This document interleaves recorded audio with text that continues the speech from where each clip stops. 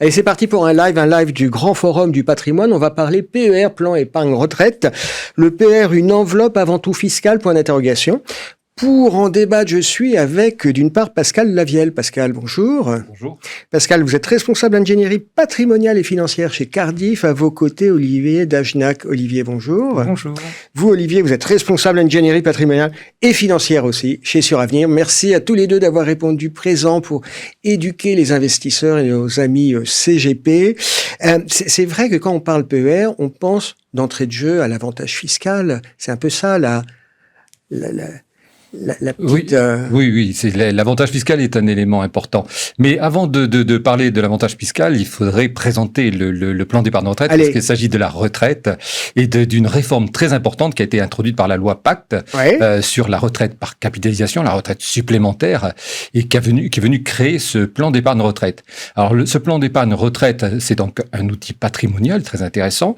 Il peut être ouvert pour les particuliers, souscription des particuliers. Alors, on parlera d'un PER individuel qui est ouvert aux particuliers et aux travailleurs non salariés. Ou alors, il peut être ouvert aussi pour les entreprises.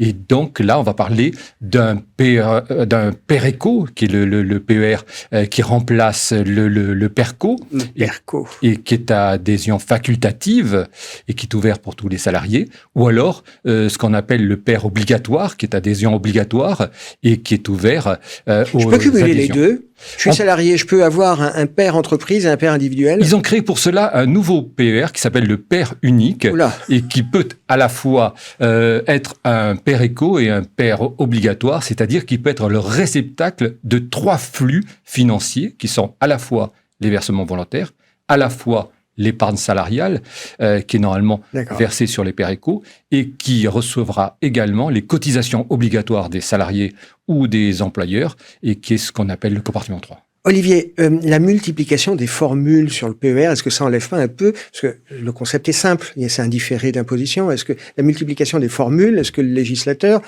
n'a pas trop doté la bête? Alors, ce qu'il faut quand même constater, c'est que le PER, il a rencontré son public.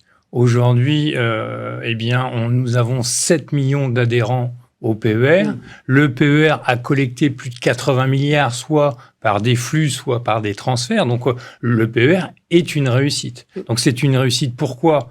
Eh bien, on le sait. Parce que c'est simple. Alors, c'est simple de prime abord, mais ça rencontre une problématique patrimoniale qui est celle du complément de revenu à la retraite. Ouais. Et on l'a bien vu, en année 2022, la retraite est un sujet récurrent. Et vous le savez, vous l'avez introduit de cette manière, le PER possède un avantage fiscal. Donc, dans un pays qui est le deuxième plus taxé au sein de l'OCDE, eh bien, les niches fiscales, nous en avons plus de 500. Le PER est une niche fiscale qui plaît aux Français. Il y a pas de risque de complexification, Pascal?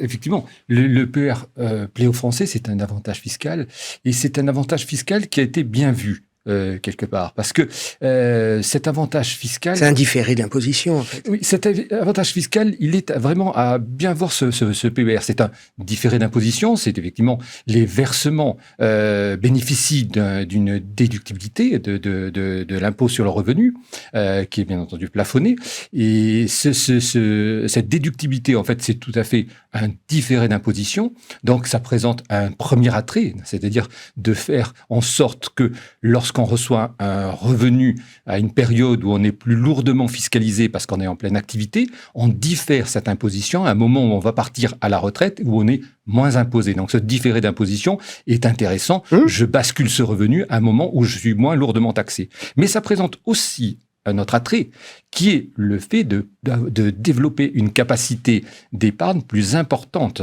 Parce que je peux verser un revenu moins imposé, qui n'est pas imposé, qui a une déductibilité. Donc, je vais avoir une capacité d'épargne plus importante. Et donc, ce différentiel va lui-même se valoriser. D'accord. Et donc, sur une période de 15-20 ans, va me permettre aussi un deuxième, entre guillemets, levier fiscal. Donc ça, c'est, si vous voulez, c'est le premier aspect très attractif du PER, qui est ce différé d'imposition. Qui a une dimension patrimoniale. Qui a une dimension patrimoniale, mais il a aussi une dimension de je trouve plus mon mot. C'est pas grave, on continue. De compétitivité, pardon. De compétitivité avec les autres produits d'épargne, dans la mesure où toute la valorisation est taxée à la flat tax. Donc, là où autrefois la retraite supplémentaire était taxée au barème de l'IR, maintenant, toute cette valorisation est totalement compétitive avec les autres produits mobiliers, de placement mobilier, parce que cette valorisation est soumise à la flat tax. Donc, ces aspects ont été bien vus et ça fait un attrait fiscal, comme vous l'avez dit, ça donne un attrait fiscal au PER non négligeable. Oui. C'est un produit qui a rencontré, entre guillemets, son public. Plusieurs millions de Français y adhèrent. Il y a aussi parfois des choses trappes. Alors, il y a des choses trappes, mais pour rajouter sur l'aspect positif du PER et sur cet aspect fiscal, il y a aussi la sortie en capital. La sortie en capital des Français, c'est ce qui... C'est pas trop ce qu'on aime. Ah, si, c'est vraiment ce qu'on souhaite. Ah oui, capital versus rente. Les Français n'apprécient pas forcément le mécanisme de la rente. Sur les anciens Madelin, sur les anciens PERP, la rente, elle était présente. C'est tout à fait un produit retraite, la rente. Mais quand on leur a permis la possibilité de transférer leur rente sur le PER pour sortir en capital, ils se sont massivement jetés sur ce PER pour pouvoir sortir en capital. Est-ce que privilégier le capital, c'est toujours un bon choix? Est-ce que parfois, il vaut mieux pas être sur une rente? Alors, c'est pas forcément un choix judicieux, mais psychologiquement, les Français souhaitent du capital. Il y a une appétence. Alors, exactement. Alors, bien sûr, la rente, elle a ses arguments en sa faveur, mais si vous voulez, si le client n'en veut pas, c'est pas la peine de lui proposer de sortir en rente. Et de la même manière, le gouvernement a prévu la possibilité de souscrire un PER que vous allez ne pouvoir sortir qu'en rente. Et aujourd'hui, c'est très peu souscrit. Le fait de se bloquer à l'adhésion à la sortie en rente, les adhérents ne le souhaitent pas. Pas du tout. Les Français n'aiment pas trop la rente, ils préfèrent effectivement le capital. Donc, et ce capital... on a le sentiment de maîtriser. Puis ça intègre tout de suite son patrimoine, donc on a une certitude de récupérer toute l'épargne qui a été investie. Il y a un peu de ça psychologiquement. Mais ce capital aussi, pour revenir sur les aspects avantages fiscaux, il faut faire attention parce qu'effectivement, comme on a dit que c'était un différé d'imposition, donc si le capital est relativement important, il ne faut peut-être pas sortir tout globalement pour aller taper des tranches d'imposition élevées. Donc il faut... On le rappelle, on sort au moment où on prend sa retraite. On sort au moment où on a soit l'âge légal de départ à la retraite, qui maintenant est passé à 64 ans, ou lorsqu'on a liquidé ses droits dans le régime obligatoire. Donc ça, c'est la liquidation classique du PER. Mais le PER peut aussi avoir des cas de déblocage anticipé. Et je ne suis pas obligé de tout sortir d'un coup. Non, on peut fractionner. Le capital peut être fractionné. Le capital peut être fractionné et il est judicieux de fractionner le capital quand le capital est relativement important pour justement éviter de reprendre cet avantage de se différer d'imposition et donc conserver un TMI plus faible au niveau de la sortie. Olivier, on ne dispose pas encore de beaucoup de recul, on n'a pas encore d'historique sur justement est-ce que les gens fractionnent les sorties parce que le produit est tout jeune, tout neuf? Aujourd'hui, ce qu'on voit, c'est qu'une des premières utilisations qu'il y a eu du PER, c'est sur les sorties anticipées pour l'acquisition de la résidence principale. Donc là, on a vu des sorties sur des gros blocs d'épargne du PER. Et pour ceux qui atteignent l'âge de la retraite, on a souvent des sorties fractionnées. Pourquoi? Parce que, comme l'a très bien dit mon confrère, ces sorties sont accompagnées d'un conseiller en gestion de patrimoine qui va pouvoir moduler la sortie par rapport à la TMI de son client pour éviter de lui faire sauter une tranche ou qui va utiliser le système du quotient pour lisser un petit peu l'impact fiscal de cette sortie en capital. Donc, comme vous l'aviez très bien dit tout à l'heure, de prime abord, c'est un outil simple, mais dans l'exécution, dans l'exercice, dans l'optimisation, si j'ose dire cette grossièreté fiscale, eh bien, il faut vous faire accompagner. C'est, à mon sens, obligatoire. Et toujours dans les détails. Oui. Et les détails sont ici importants. Parce que, en fait, le PER a une alimentation qui a trois origines. Hein, trois sources. Hein. Donc, vous pouvez verser des versements volontaires. Vous pouvez verser toute l'épargne salariale, c'est-à-dire l'intéressement, la participation, l'abondement.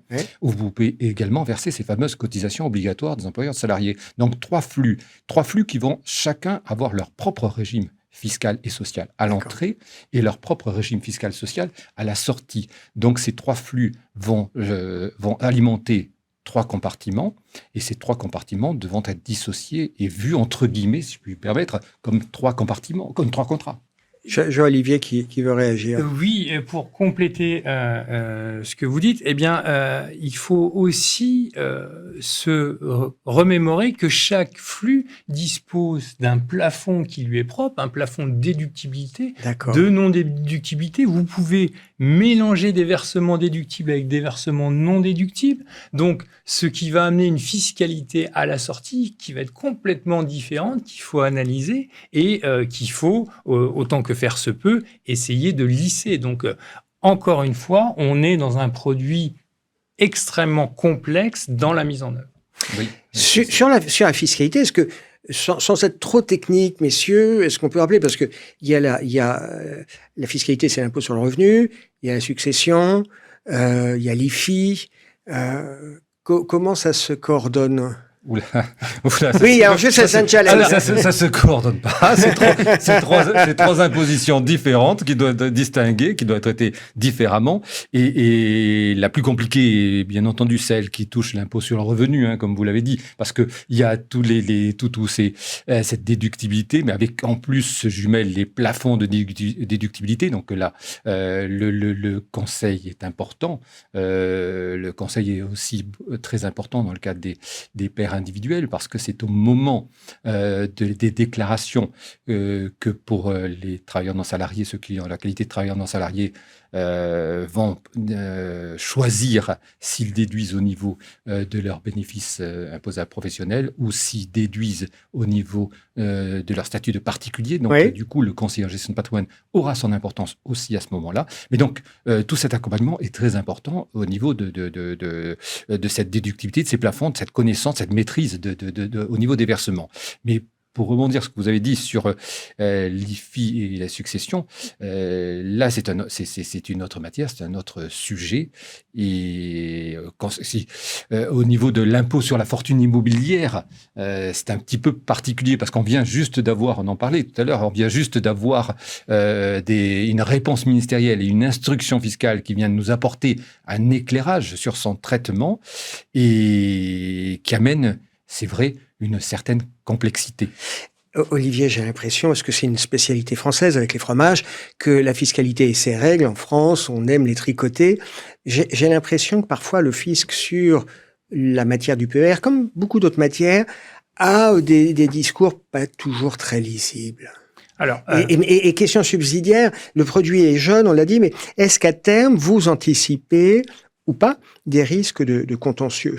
Alors, sur la fiscalité en France, c'est assez simple. La notice de déclaration de revenus, la notice simplifiée que vous pouvez télécharger sur Internet, elle fait 232 pages. Donc celle-là, c'est la simplifiée. C'est la simplifiée. C'est la simplification à la française. Eh bien, le PER, c'est la même chose. C'est-à-dire qu'on nous a apporté une réponse sur l'IFI ou sur les successions, mais on nous a apporté une réponse qui pose des questions. Avant, sur certains produits, on avait ce qu'on appelait des instructions fiscales qui nous donnaient les règles, avec elles étaient plus ou moins longues suivant les produits, le PEA, le PER. Là, aujourd'hui, on a des morceaux de doctrine qui sont insérés dans le BOFIP, donc le bulletin officiel des finances publiques impôts, mais qui ne répondent pas à l'ensemble de nos questions et qui posent des difficultés. Sur l'IFI, par exemple, on vient de nous indiquer que, comme tout contrat non rachetable, eh bien, les supports immobiliers détenus dans un PER, pendant la phase de constitution, étaient exonérés de l'assiette de l'IFI. D'accord. Donc ça, c'était la règle. Clair. Donc on était content. Mais l'administration fiscale, ça c'est la phrase introductive, mais l'administration fiscale nous dit oui, mais comme vous avez des possibilités de rachat anticipé, à ce moment-là, il va falloir réintroduire les supports immobiliers dans votre déclaration IFI. Et donc, on ne sait pas pendant quelle durée, on ne sait pas à quel moment, on ne sait pas comment vous devez le réaliser. Tout ça pose toujours de nouvelles questions. Des subtilités. Oui. Il va y avoir des subtilités et je pense que le contribuable qui va avoir peut-être une discussion avec l'administration fiscale au niveau de son IFI va être très surpris de savoir qu'il était dans un cas de rachat anticipé, parce que peut-être que lui, il s'en était pas rendu compte et qu'il aurait dû déclarer ses supports immobiliers à l'IFI alors qu'il a encore pas atteint l'âge légal de départ à la retraite. Mais Olivier, ce que vous me dites est intéressant, mais c'est un peu un tue-l'amour. Moi, je suis CGP, je me dis, tiens, il y a certains de mes clients qui pourraient assez logiquement ouvrir un PER. Et je me dis, mais s'il y a autant de subtilités, moi, en tant que CGP, je peux pas être expert dans cette matière à ce point-là. Alors... Normalement, ça fait partie de votre cursus de connaissances, mais la difficulté, c'est de vous réapproprier le sujet et de le suivre continuellement. Et ça, c'est pas possible. Il faudrait que vous ayez un service dédié au sein de votre cabinet qui suive moi, en tant que CGP, je ne fais pas que ça. Exactement. Je suis censé avoir un peu une vue, enfin, de suivre la macro, les marchés financiers. Vous ne pouvez pas être partout, je vous l'accorde. Donc, eh bien, la deuxième solution, c'est de s'adresser à des services tels que les nôtres pour avoir des réponses. À titre d'exemple, notre service d'ingénierie patrimoniale, sur le dernier quadrimestre, qui est un peu la saisonnalité du PER, une question sur 3, et a comme base le plan d'épargne retraite. Pascal, chez Cardiff, vous ressentez, vous aussi, ce besoin d'accompagnement des CGP sur ce chantier du PER. Oui. Et concrètement, qu'est-ce que vous faites ? On ressent effectivement c'est un produit nouveau. Hein.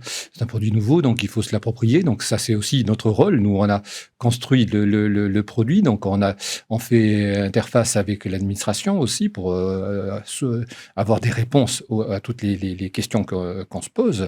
Et nous accompagnons par des formations, par des animations, par des explications, tout ce produit et ses évolutions. Et donc, quand des évolutions interviennent, par exemple, effectivement, pour l'IFI et pour en matière de succession, on a eu de nouvelles réponses. Donc, on fait des mises à jour. On communique ces nouveautés. Mais on les communique en présentant aussi les avantages, parce que l'IFI, effectivement, ils ont apporté une sorte ils ont émoussé un petit peu l'avantage, mais c'est quand même aussi un des attraits du PER, le PER assurance. Vous savez que le PER peut être bancaire ou assurance. Oui. Et donc, le PER assurance, lui, a un attrait parce que, comme vous l'avez très justement dit, le PER assurance, c'est un contrat non rachetable, et les contrats non rachetables ne rentrent pas dans l'IFI. C'est seuls les contrats rachetables qui rentrent dans l'IFI. Donc, l'immobilier que vous pouvez détenir au sein d'un PER n'est pas dans l'IFI, sauf qu'ils ont émoussé un petit peu la situation en disant effectivement, lorsque vous avez atteint l'âge légal de la retraite ou si vous êtes dans un des cas qui vous permettrait le déblocage, on considère que le PER assurance serait appréhendable, donc il n'est plus réellement non rachetable, donc vous devez l'intégrer pour la fraction immobilière des unités de compte dans l'IFI. Et donc, dans ce cas-là, notre rôle, c'est de communiquer les valeurs immobilières pour toutes les personnes, au moins qui ont atteint l'âge légal de la retraite. Très clair. Olivier Dagenac, concernant l'accompagnement des CGP, votre voisin Pascal parle de formation. C'est un terrain sur lequel aussi vous allez chez Suravenir ? Alors, bien sûr, nous accompagnons nos partenaires CGP à travers des formations dédiées. Donc, souvent... On est sur quel format, ça ? C'est plutôt une question d'heure ? C'est plutôt une question de demi-journée ? C'est plutôt une question de journée ? Alors, c'est à quelle lourdeur, entre guillemets ? On va... pas pour devenir un expert, mais pour comprendre les enjeux. Tout à fait. Donc, on fait ce qu'on appelle un tour de France en fin d'année qui va débuter au mois d'octobre. et pendant 1 heure et demie, on rafraîchit les notions auprès de nos partenaires. On échange, on leur amène les nouveautés, comme l'a très bien dit mon collègue, et bien sur l'IFI par exemple, ou peut-être sur la taxation au moment du dénouement par décès du PER. Donc là, on revient sur ce produit qui, comme vous l'avez dit, eh bien, on en connaît les contours, mais il y a des subtilités à appréhender chaque année. Et cette année, encore une fois. Oui. Et pour compléter, je dirais que il faut revenir régulièrement par des formations. C'est la régularité de la communication de l'information qui permet une appropriation de ce produit. Hein. Donc c'est cette communication continuelle qu'il faut faire. Okay. Donc moi, si je suis CGP, je vais sur ce terrain de jeu entre guillemets qu'est le PER. Vous m'accompagnez. Je peux compter entre guillemets. Oui, nous accompagnons encore une fois par de l'animation, par des formations, par des flashs, et puis aussi par des réponses à tous les questionnements. Donc, on est là aussi pour répondre aux questions que les conseils de gestion de patrimoine vont se poser, qui nous remontent et sur lesquelles on va apporter des réponses. Je crois que c'est vous qui disiez, il y a la moitié ou un tiers des questions qui tournent autour du PER. Et donc, rendez-vous compte que des spécialistes de la gestion de patrimoine ont des questions récurrentes sur le sujet du PER. Alors, de l'autre bout de la chaîne, l'adhérent, le particulier, l'assuré qui choisit un PER, à mon sens, il doit être accompagné. Alors, soit il est un expert, soit il a une appétence pour le juridique, le fiscal et bien le financier, et il le fait tout seul. Mais à mon sens, il faut qu'il ait un intermédiaire professionnel pour l'accompagner, l'aiguiller, l'informer et lui amener le maximum de possibilités sur ce PER. Parce que ce PER, il a aussi des possibilités, il a aussi des sources d'optimisation, il a la mutualisation des plafonds, il a bien une possibilité de verser quand vous êtes un nouvel arrivant en France, vous avez de multiples sources, multiples possibilités qu'il vous faut analyser. Ok. On a réalisé les 2 tiers de notre live. Il nous reste 10 petites minutes. Vous me disiez l'un comme l'autre, oui, beaucoup de questions qui viennent de la part des CGP qui pourtant sont des professionnels, sont aguerris. Est-ce qu'on peut... Parce que le produit est nouveau. Oui, mais bien sûr. Et donc, leurs questions sont notamment très intéressantes parce qu'on peut faire l'interface avec l'administration. Parce que l'administration a lancé aussi ce produit, elle aussi découvre certaines arcanes. Donc, elle a besoin d'un retour d'expérience. Exactement. Et alors, certaines questions qui nous remontent justement du terrain, nous pouvons aussi les faire remonter bien sûr. Pour créer une forme de dialogue aussi. Hein. Oui. Est-ce qu'on, sans faire un florilège, les questions qui reviennent le plus souvent, celles qui vous semblent les plus intéressantes de la part des CGP concernant le PER? Ou est-ce qu'à chaque fois, c'est des cas de figure La première concerne le calcul des plafonds, le calcul précis des plafonds. C'est 10%, non? Alors, ça c'est 10% pour un salarié, mais pour un TNS, il va pouvoir avoir les 10% plus les 15%. Il a aussi les 10% des années antérieures. Oui. Il a peut-être le plafond de son conjoint, de son partenaire de taxe. 3 ans. Donc, le calculatoire, les plafonds. Parce que vous savez que l'administration fiscale, dans votre avis d'imposition, vous donne les plafonds auxquels vous avez droit. Ouais. Mais l'administration se trompe. Et le Conseil d'État a toujours dit que l'avis d'imposition, ça n'engageait pas l'impôt. C'est pas parce que votre avis est faux c'est pas parce que vous croyez que... c'est pas parce que votre avis est faux que vous ne devez pas payer l'impôt. Donc, les CGP vont devoir recalculer ces plafonds qui leur sont indiqués. Donc ça, c'est la première des questions, et ça fait un volume de questions qui est assez important. On part de la base, là. Parce qu'effectivement, moi, comme beaucoup de personnes, je dis, c'est 10% du revenu. Effectivement, c'est simple quand on est à un statut de salarié classique, quoi. Alors, c'est simple, mais 10% de vos revenus, mais votre plafond, il est global. Donc, vous avez peut-être, votre entreprise a peut-être mis en place un article 83 qui vient imputer votre plafond. Vous avez peut-être un PERCO qui va avoir une incidence sur votre plafond. Donc, oui, c'est un plafond. Le 163 quater viciès, donc tout le monde le connaît. Mais après, il a des interactions avec différentes sources d'épargne, comme on l'a dit en introduction. Pascal Lavielle, les sujets récurrents que vous voyez, les questions que vous voyez revenir Ce sont les mêmes qui interviennent aussi dans certaines périodes. En période de déclaration fiscale, effectivement, la déduction au niveau des bénéfices imposables ou la déduction au niveau de la 2042. Donc, c'est des questions qui reviennent. L'histoire, bien entendu, du plafond, qui est d'une complexité et donc nous revient, même si c'est une complexité qui existait déjà, parce que c'est ni plus ni moins que la reprise de la fiscalité de la fiscalité des PERP pour ce qu'on appelle les périns ou du Madelin, qui a été remis dans le PER. Donc c'est exactement les mêmes articles fiscaux, c'est les mêmes plafonds, c'est la même mécanique. Donc, mais cette mécanique-là, effectivement, n'a pas été simplifiée. Elle reste avec ses plafonds de déduction, elle reste avec toute cette complexité à calculer. Donc, c'est les mêmes questions. Avec maintenant, depuis qu'il y a cette instruction fiscale, des questions au niveau de la fiscalité en cas de décès, des questions au niveau de l'IFI. Donc, c'est toutes ces questions relatives à son application, mais également des questions qui sont autour de l'optimisation des stratégies. Donc, tout ceci aussi apparaît. On parle beaucoup de fiscalité, transmission. Le PERP, c'est accessible aux enfants ou pas? J'ai des enfants, est-ce que ça peut être pour moi un moyen ou pas de transmission? Parce que de toute façon, s'ils ne travaillent pas, on va se fonder sur quel plafond? Le plafond des parents. C'est-à-dire à partir de quel moment on peut souscrire à un PERP? Le PER? Le PER, pardon. Le PER, dans sa philosophie, quand même, le PER, c'est pour se constituer une retraite. Donc, c'est a priori pour des personnes qui sont en activité que l'on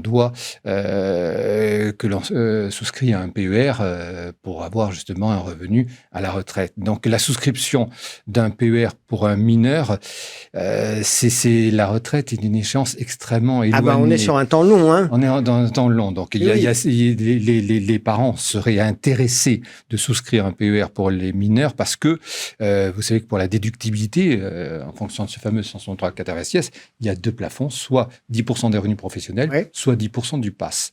Et donc, si vous avez des enfants, effectivement, ils n'ont pas de revenus, mais on pourrait augmenter son plafond par les 10% du PASS du mineur. Donc, certains parents sont intéressés par la souscription par des mineurs pour avoir un plafond supplémentaire à hauteur de ce fameux 10% du PASS. Donc c'est un cas de figure qui n'est pas si farfelu que ça. Il légitime un peu le fait de souscrire un PER pour un mineur parce que il y a maintenant cette sortie anticipée pour l'acquisition de la résidence principale et donc il justifierait ce versement pour constituer un capital pour permettre ultérieurement à l'enfant mineur devenu majeur de pouvoir acquérir une résidence principale. Si c'est ça, c'est effectivement la présentation de tout l'attrait, de tout l'avantage et de la philosophie un petit peu de ce versement. Toutefois, il y a quand même une certaine zone d'incertitude. On n'a pas quand même eu un retour total de l'administration fiscale. Nous disons que effectivement, il n'y a aucun sujet fiscale avec les préfère ne pas répondre par écrit, mais plutôt de vive voix, c'est vrai? Là, on touche une matière compliquée. Non. Elle répond oralement parce qu'on a besoin d'avoir de l'interaction avec l'administration fiscale. Donc, on a des échanges en l'oral. Et l'oral est plus simple que l'écrit. L'écrit est beaucoup plus engageant. L'écrit pour l'administration fiscale, ce sont les instructions fiscales, les BOFIP. Donc là, on attend une instruction fiscale concernant tout ce qui est l'aspect impôt sur revenu, qui à ce jour n'est toujours pas sorti. On a juste une instruction fiscale en cas de décès qui vient de sortir. Donc, l'écrit, c'est plutôt les instructions fiscales qui nous sont données. Mais c'est avec des temps extrêmement longs. Olivier? Le PER du mineur, il y a plusieurs difficultés. Donc, comme l'a dit mon confrère, il y a le plafond, il y a ce plafond qui appartient au mineur ou pas, parce que l'administration ne nous a pas répondu. Donc, on a eu des rescrits au cas par cas. Elle nous a dit que le mineur avait son plafond. Mais après, il y a des questions civiles là, sur le PER du mineur. C'est-à-dire, d'où vient l'argent? Est-ce que vous prenez l'argent du mineur pour avoir un avantage fiscal, vous, parents? ce qui me semble pas être de la gestion dans l'intérêt du mineur, ou est-ce que vous faites une donation? Oui, donc, on est dans le cadre d'une donation. Alors, si vous faites une donation, vous enregistrez la donation, et que cette donation, une donation avec charge de remploi sur un PER, pourquoi pas? Mais là, on est sur une stratégie avec un objectif. Enfin, il arrive parfois qu'on utilise le PER pas pour son impact fiscal. Vous savez, vous pouvez verser sur un PER sans déductibilité. Oui, donc, absolument. Vous bloquez de l'argent jusqu'au moment de votre départ à la retraite.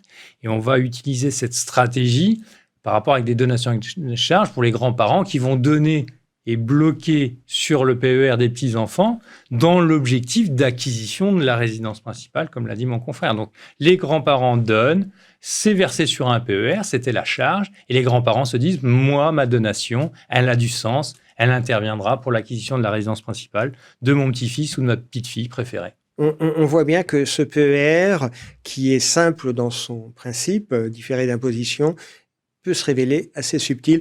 Merci Olivier, merci d'avoir été avec nous. Merci Pascal, merci à vous deux d'avoir répondu à ces questions sur le PER qui va bien au-delà d'une simple enveloppe fiscale. À bientôt. Merci.